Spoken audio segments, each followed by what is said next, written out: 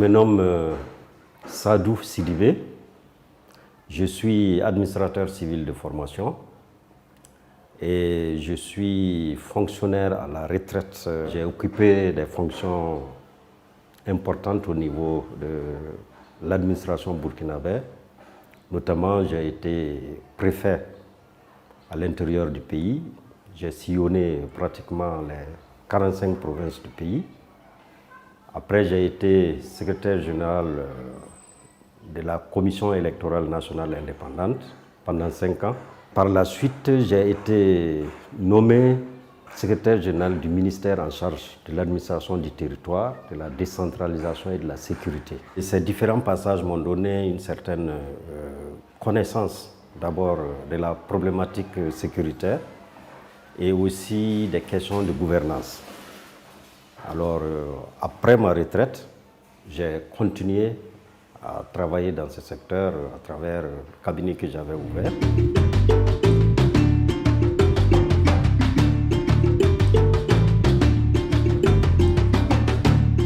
Dans ma carrière, les premières expériences, c'est d'être le représentant du gouvernement au niveau des circonscriptions administratives, ça veut dire au niveau des départements à l'époque, aujourd'hui c'est des communes. Et en son temps, il n'y avait pas de maire élu ni de conseil municipal. C'est-à-dire l'autorité administrative qui était le préfet représentait pratiquement tout au niveau administratif. Et là-dessus, vous pouvez imaginer comment il faut amener les populations à adhérer aux politiques publiques du gouvernement. Comment il faut... ça, c'est des expériences vraiment intéressantes. Quand on voit aujourd'hui qu'il y a une évolution, c'est vrai, le contexte a changé également. Mais à l'époque, nous n'avons pas toutes ces facilités qu'on a aujourd'hui en termes de communication, en termes de mobilisation. Et ça, c'est une expérience qui m'a marqué.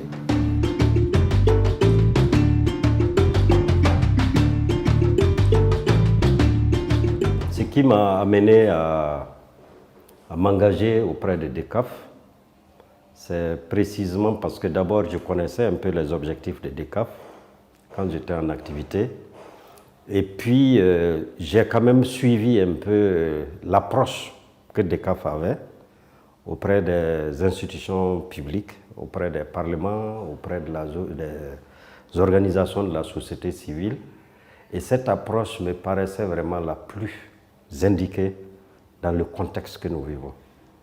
En plus, DECAF a une vision qui cerne un peu, pas seulement le niveau national, mais ils ont élargi la vision pour toucher un ensemble de régions. Aujourd'hui, par exemple, c'est la région du Liptako-Gourma qui touche le Mali, le Niger et le Burkina. Et quand vous regardez vraiment, nous sommes dans un contexte global où il faut faire une approche globale. Ça m'a beaucoup séduit auprès de DECAF.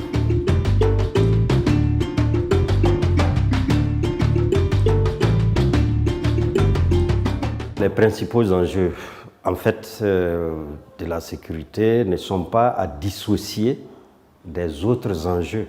C'est des enjeux, en fait, de gouvernance. Ça, c'est très important de le dire. Et justement, DECAF est orienté sur les aspects de renforcement de la gouvernance du secteur de la sécurité.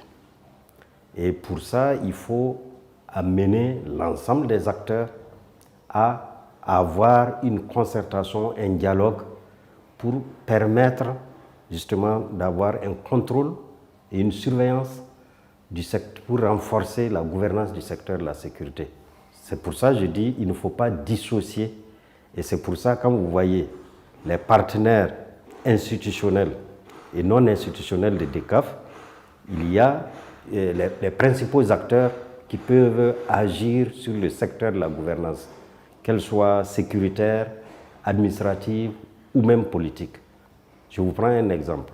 DECAF accompagne la commission défense et sécurité de l'Assemblée nationale.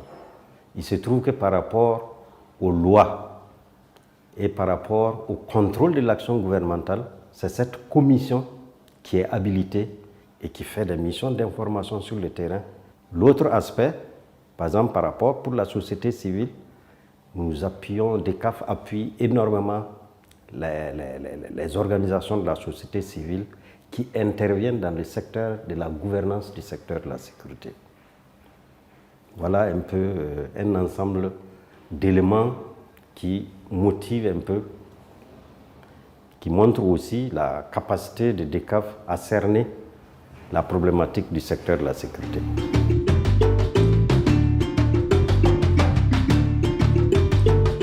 C'est d'abord par rapport aux objectifs de DECAF, ce n'est pas du tout étranger à ces objectifs au niveau du Mali, du Niger.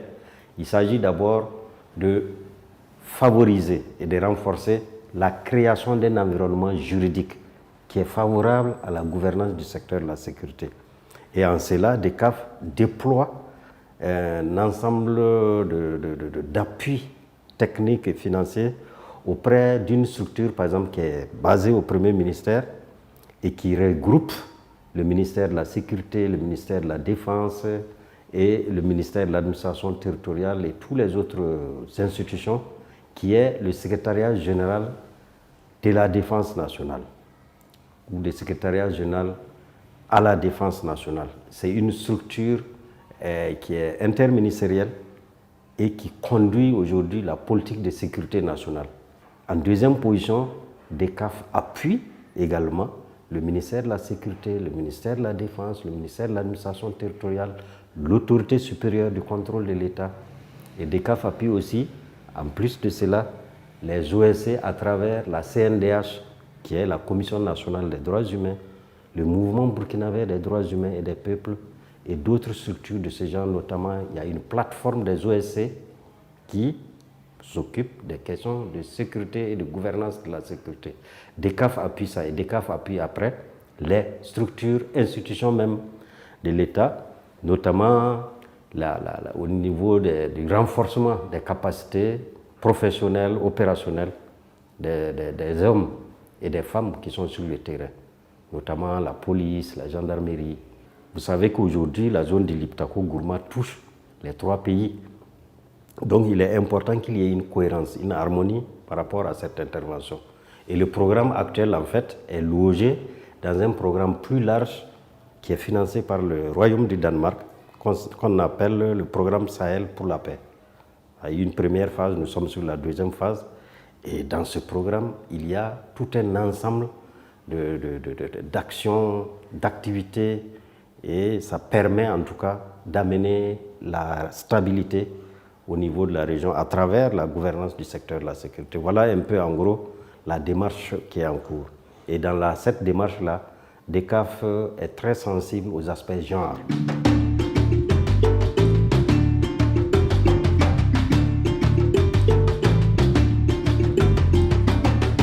Sur le plan de la régional, il y a un exemple très actuel. Nous avons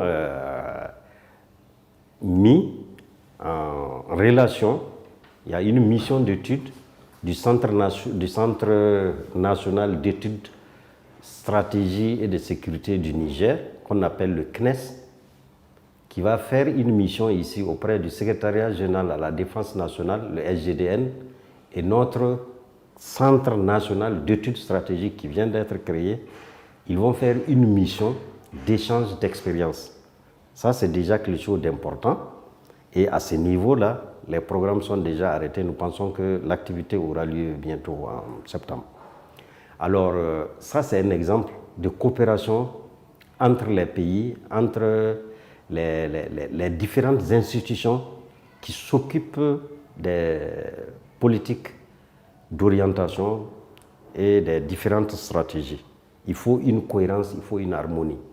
Vous avez aussi la formation de la police en droits humains, en respect du genre, en respect des textes du système des Nations Unies.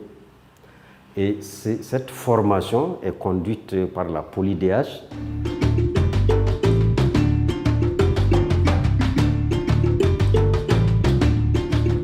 Il faut savoir que jusque-là, DECAF intervenait depuis 2012 de façon un peu à distance sur le Burkina. C'est à partir de cette année que DECAF vraiment a commencé à avoir une intervention vraiment permanente et lourde au niveau du Burkina. Et là-dessus, je suis satisfait en tant que Burkinabé d'apprécier, de voir vraiment que l'intervention de DECAF est très bien appréciée. Et en tant que conseiller en réforme du secteur de la sécurité, ça ne peut que me réjouir. Nous avons donc un partenariat multisectoriel. Au niveau du Parlement, nous travaillons énormément avec la Commission défense et sécurité. Nous les avons accompagnés pour élaborer leur rapport narratif par rapport au mandat qu'ils ont eu, pour que ça puisse être capitalisé et montré quand même aux yeux de leurs partenaires des autres pays que la Commission a fait énormément de travail. Et nous avons accompagné également la conduite d'une étude de référence sur les questions de sécurité privée, qui est un élément important dans nos pays, parce que c'est des aspects qui sont souvent négligés. DECAF a accompagné la mise en œuvre de cette étude-là. Maintenant, du côté de l'autorité supérieure du contrôle de l'État, qui est un partenaire aussi très intéressant au niveau des institutions publiques, DECAF accompagne l'autorité supérieure du contrôle de l'État dans la mise en œuvre de leur plan stratégique. Et nous sommes actuellement en cours. Et après ça, au niveau toujours de l'autorité supérieure du contrôle de l'État, nous sommes en train d'élaborer des guides, un guide méthodologique pour le contrôle, les audits au niveau des dépenses, puisqu'ils doivent tout contrôler. Mais ce guide est orienté surtout les dépenses qui sont orientées sur les questions de défense, de sécurité. Tout ce paquet-là montre que DECAF a une intervention multisectorielle. Vous avez les parlements, vous avez l'exécutif et vous avez les OSC. C'est varié, c'est divers et il y a une sorte d'engouement aujourd'hui par rapport en tout cas aux interventions de DECAF. Donc c'est fortement apprécié par les partenaires, ça je peux vous le dire. Je voulais simplement dire que nous sommes dans un contexte assez particulier en ce moment au Burkina. Nous avons traversé une crise sécuritaire vraiment jamais rencontrée. Vous avez suivi un peu comment l'arrivée du Covid a touché aussi la vie des citoyens, la vie des institutions même. On a été bloqué de toute activité pendant un moment par rapport à ces mesures de sécurité. Et aujourd'hui, nous pensons qu'il est important à chaque fois de pouvoir ensemble garder une sorte d'échange permanent entre nous et nos partenaires, malgré le fait que nous devons garder à l'esprit que l'objectif, c'est d'amener une sorte d'harmonie entre les forces de défense et de sécurité et les citoyens et les populations. Vous vous rappellerez que pendant la période du couvre-feu, qui était une mesure gouvernementale par rapport au respect, il y a eu des manquements au niveau de certains éléments des FDS. Tous les FDS ne sont pas comme ça. Donc c'est ce genre d'éléments qu'il faut avoir à l'esprit et il faut chaque fois amener à renforcer un peu la confiance entre les forces de défense et de sécurité et les populations. Ce n'est plus le rapport qu'on a eu depuis de longues années où, en fait, c'est des rapports toujours de choc, de violence, de répression. Mais il faut que les citoyens regardent l'agent de sécurité vraiment comme quelqu'un qui apporte un service, qui lui apporte une protection. L'objectif, c'est ça, c'est d'atteindre cette relation vraiment de confiance entre FDS et citoyens.